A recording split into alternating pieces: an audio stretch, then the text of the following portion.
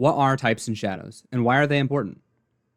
In the Bible, types and shadows are real people, events, and institutions that God placed in history to point forward to a greater fulfillment, which comes later. The fulfillment is called the antitype, the true and final reality to which the type was always pointing. So, how do we know that types and shadows are a valid way to interpret Scripture? We know this because Christ and the apostles interpret the Old Testament typologically, and they expect us to follow. Now let's look at a clear example of how the New Testament itself uses typology.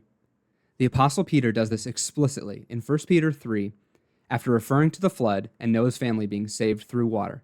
He says this: "When once the divine long-suffering waited in the days of Noah, while the ark was being prepared, in which a few, that is, 8 souls, were saved through water, there is also an antitype, which now saves us, baptism, not the removal of the filth of the flesh, but the answer of a good conscience toward God, through the resurrection of Jesus Christ." Here, Peter isn't merely drawing a comparison, he uses the word antitype himself. Peter directly identifies Noah and the flood as a type, and baptism as its antitype, or its fulfillment.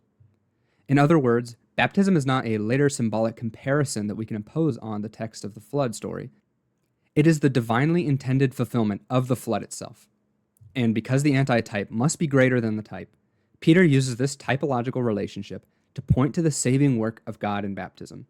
Just as God saved Noah and his family through water, God now saves through baptism, grounded not in the water alone, but in the resurrection of Jesus Christ. The New Testament itself uses typology to frame and establish doctrine. This is not a secondary or optional way of reading Scripture, it is the method Scripture teaches us to use. Therefore, the interpretive method that we use is literally the method taught by Christ and handed down by his apostles.